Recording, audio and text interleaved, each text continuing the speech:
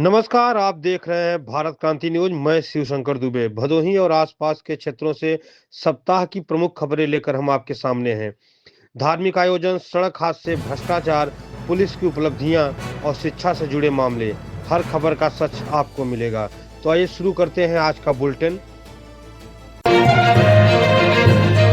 पहला खबर लेकर चलते हैं आपको माघ मेला सिमरातनाथ की तरफ। भदोही से धार्मिक आस्था की बड़ी खबर। सिमरातनाथ धाम में माघ मेले का भव्य शुभारंभ हो चुका है। पौष पूर्णिमा के पावन स्नान के साथ 1 महीने तक चलने वाले कठिन कल्पवास की शुरुआत हुई। गंगा किनारे 300 से अधिक तंबू लगाए गए हैं और अब तक लगभग 500 कल्पवासी पहुंच चुके हैं। जिला प्रशासन का अनुमान है कि आने वाले 2-3 दिनों में संख्या 1000 के पार हो सकती है। मेले में प्रतिदिन गंगा स्नान, सीताराम संकीर्तन, सत्संग और यज्ञ होंगे। मेला समापन पर विशाल भंडारे का आयोजन भी किया जाएगा। हालांकि घाटों पर जमी काई से फिसलन का खतरा बना हुआ है। प्रशासन और पुलिस सुरक्षा व्यवस्था में पूरी तरह सक्रिय है। भक्ति और आस्था के इस संगम में आप भी सम्मिलित होइए और बनाइए अपने जीवन को धन्य। दूसरी खबर की तरफ लेकर चलते हैं।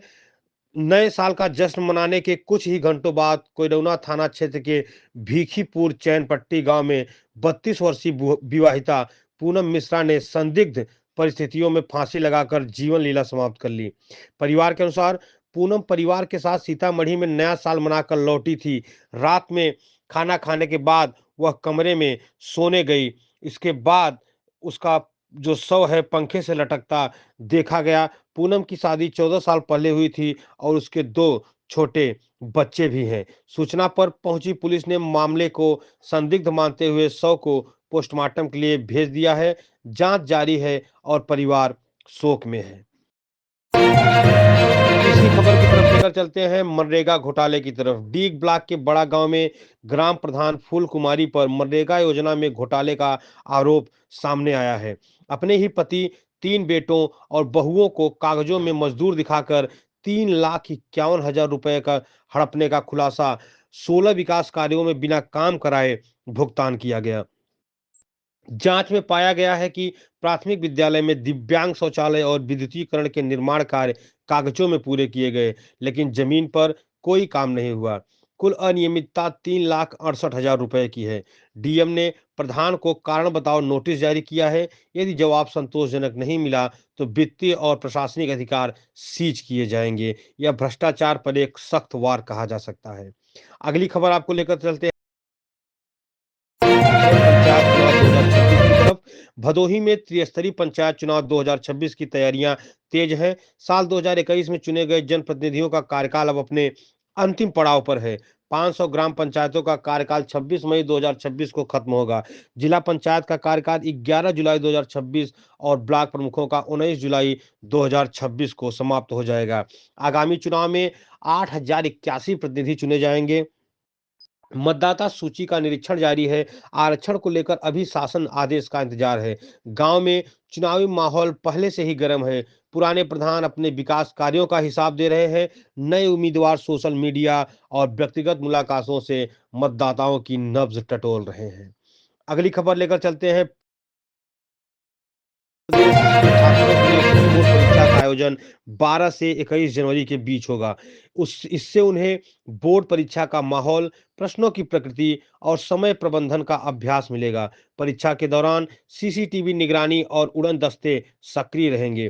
परिणामों के आधार पर रिमेडियल क्लासेस और विशेष मार्गदर्शन भी दिया जाएगा। छात्रों का आत्मविश्वास बढ़ाने के लिए यह एक महत्वपूर्ण पहल है।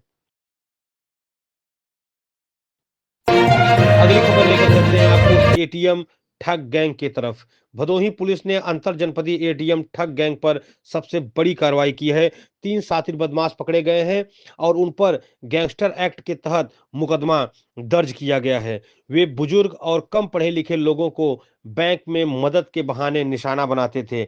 2 बड़ी ठगी की घटनाओं में करीब 1.25 लाख रुपए उड़ाए गए थे। पुलिस ने चेतावनी दी है कि अवैध संपत्ति की कुर्की भी की जा सकती है। सतर्क रहें और अपना एटीएम पिन किसी को न बताएं। अगली खबर है सड़क हादसों में निजी अस्पतालों पर सख्ती। जी हाँ, सड़क हादसों में घायल व्यक्तियों का इलाज न करने वाले निजी अस्पतालों पर अब सख्ती होगी। जिलाधिकारी ने स्पष्ट किया है कि ऐसा करना कानूनन अपराध है और लाइसेंस रद्द किया जाएगा। मार्च से मई में सबसे ज्यादा हादसे होते हैं। हाईवे और मुख्य मार्गों पर 108 एम्बुलेंस सेवा और अस्पतालों के डिस्प्ले बोर्ड लगाए जाएंगे। 15 साल से पुरानी स्कूलों बसों पर रोक लगाई जाएगी। ओवरलोडिंग वाहनों के खिलाफ अभियान और सड़क सुरक्षा माह भी मनाया जाएगा। अगली खबर है, 13वीं का सामान लेने गया युवक मौत। भदोही औराई मार्ग पर सरनोई बाजार में एक युवक की स्कूटी अनियंत्रित होकर टेलर की चपेट में आ गई। 45 वर्षीय राकेश कुमार की मौके पर ही मौत हो गई। उनकी मां की 13वीं थी और वे सामान लेने गए थे। परिवार में पत्नी और 5 बच्चे हैं। पुलिस ने शव को पोस्टमार्टम भेजा और ट्रेलर चालक को हिरासत में ले लिया। वह अभी फरार है।